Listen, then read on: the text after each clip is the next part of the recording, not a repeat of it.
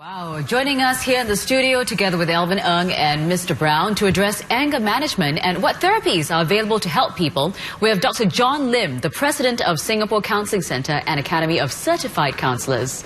Hello, Dr. Lim. Hi. Welcome to the show. Thank you. You know, we live in a very high-stress society. We're stressed all the time. When does anger become a problem? Yeah. Well, as long as we are alive, we will have the emotion of anger, just like other emotions. And what is really important is that we learn how to control and manage anger. It becomes a problem when we suffer mentally and even physically to our health. For example, it's been proven that those who are chronically angry and hostile, they have a 19% chance of developing heart disease. And secondly, it becomes a big problem when the anger issues cause collateral damage to the people around about that person. So it becomes a big problem. Right. Do you measure it by the frequency of your tantrums or how sudden it is or what? Well, anger has manifests in two forms, impulsive anger and explosive anger. What we are familiar with is actually explosive anger. But there's a form of anger that's implosive, quiet, sitting anger. So you find that one has to be mindful about this emotion called anger. So once you realize that you are chronically angry, you ought to seek help, actually. Okay, let's get back to the implosive anger. I mean, what do you mean by implosive anger? It means you're angry at someone or at yourself? It's just keeping it inside, is it? Well, implosive anger is characterized by the person not saying anything. You can't tell that the person is angry, but it's burning within, boiling within. Okay. But impulsive anger eventually becomes explosive. Matter of time. Right, okay. Yeah. Just about the video that we saw earlier, magnesium deficiency. So do we overcome this by taking magnesium? Well, magnesium deficiency has been proven to cause irritability and sleeplessness. So if the person is diagnosed of having magnesium deficiency, it is definitely helpful to go on the supplements. Okay. I think all of us deal with angry people at some point, Yes. and more so when you perhaps are in the public, like a public figure, like Elvin. Yeah. How do you deal? Have there been angry people that come to you? I have anger management problem. Oh no, I have a confession to make. Yeah, really? You know, it's a bad combination, my character. I think, first of all, I think I have some inferiority complex, some being oversensitive, strong sense of justice or injustice. So when I see something that is like it should be this way, it shouldn't be that way. Just because it is doesn't mean it should be. And I have a lot of, and when I'm stubborn and stuff like that, I think I have a lot of angst, and I feel like I still have a lot of teenage angst in me. So how do you? I'm already mid-30s. I think slowly with age, I will mellow down. It's okay. But you know, actor to actor, I think we're all emotional people. So yeah, so we've got to let it slide at some point in time, I'm a bit right? too emotional for myself sometimes. So how? I need to Practice take... Woo-sa. Yes. Woo-sa. So, Mr. Brown, do you get a lot of angry people writing to you? Yeah, you know, As a being blogger. online, 17 years of being online and writing online, you do get angry comments. They say things about your family, and I don't mind if they say stuff about myself or my parents, but eventually they start talking about your kids. Right. Yeah, and and even your special needs daughter. So that happens too. But I've learned to deal with it. I don't show it to my wife because she gets upset. Okay. No point showing it to her. But I'm used to deling with it. I laugh it off, and well, I Laughter think that's is a great way, yes. to deal Laughter with anger. is the best medicine, right? Okay, well, I'm so sorry. We'll come back to you guys in a bit. We've just got to move on. Parents yelling at their kids is pretty normal, right? But in the case of one parent, her husband thought she screamed at her kids because she hated them. Oh, we're going to have her story coming up after the break.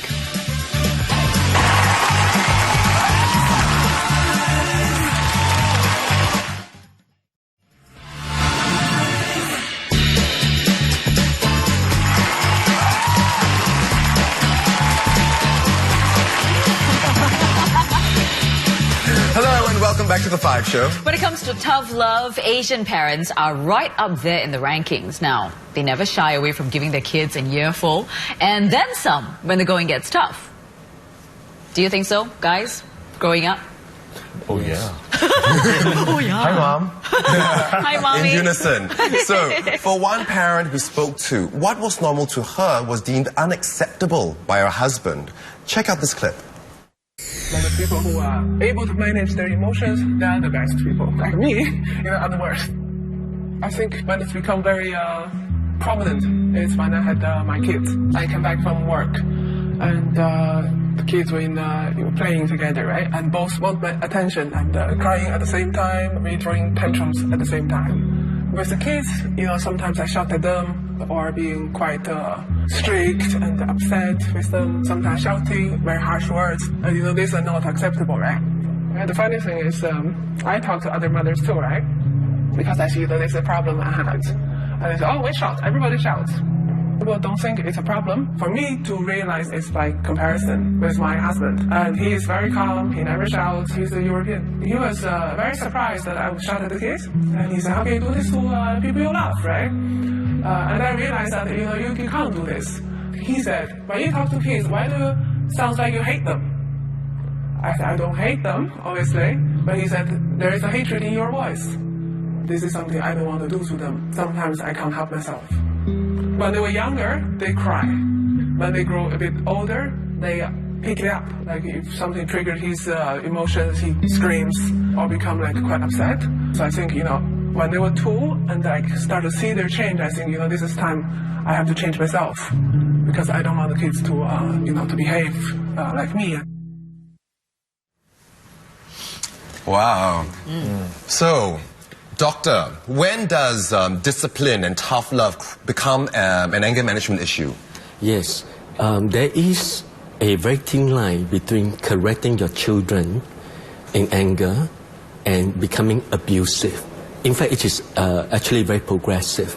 So this is where it becomes a real issue because studies have shown children who were abused during their growing years will grow up to become abusers themselves. So the trend, the cycle just goes on. Because we are Asians and it's always tough love, hardness, but this in turn deposited things into that person's mind, and when that person grow up, they tend to repeat the same thing. They think it's acceptable, right? Yes, that's right. It's kind of like programming, right? That's right. Yeah. So Mr. Brown, do you think you've ever nearly crossed that line? Nah. He's so chilled, right? Yeah. At least there were no marks, I don't think. I'm just kidding. Yeah. Yeah. You're okay for corporal punishment or what? Well, there's a limit to how much you can do that, but a little bit of corporal punishment at in an early age when they are learning, then that makes them understand discipline. But you can't just keep hitting a kid. I mean, that's unacceptable. See, here's the thing. When it happens, let's say you to see somebody, whether maybe it's a friend, a colleague, or a relative, really going at it, like hitting the kid. I mean, what would you do, Elvin? Dum dum dum. Would you intervene? I would. And what would you do? I would just try to calm the parent down. And I think you just need to calm down and when you hurt the child too much, that's not acceptable. What would be your recommendation, doctor? Well, it'd be good to intervene because obviously the emotions are escalating and it can actually turn into violence. And if it's crossed the line of violence, the parent ought to be intervene in a very nice way. And this is very, very important. How do you intervene in a nice way? Excuse me? Yeah, seriously. Because you could be the recipient of the abuse. Then Yes, it's who do you that's think right. you are? Huh? Don't Mind your own mind your own business, business. right? Cross the Exactly. child. Possible. I was in a lift once, and a mother together with the child came in, and the child was crying, and the mother turned to the child and said, "Stop crying, uncle scold you." Suddenly I was a bad person. So that's how they train the children, by using fear, which is not healthy at all. Okay, but what therapies are available for these parents who fear that they've crossed the line? Well, counseling is very effective because during the process, the counselor who is trained in anger management will identify, together with the person, what are the common triggers, why the person react the way he reacted. is very, very important, because oftentimes people are not reacting to just the issue per se, but the memories, the collective memories of all the past issues put together, and the reactions often disproportionate. Now, let's talk about helplines. I think these days we have helplines for if you have suicidal tendencies, for a lot of things, gambling and all that. Are there any helplines for people with anger and they need to get it off their chest? Currently, what we have in Singapore are general counseling hotlines. Yeah. But I think the idea floated, anger management hotline, is worth exploring. And Doctor, you're going to spearhead, right? Perhaps together with Kim Wat.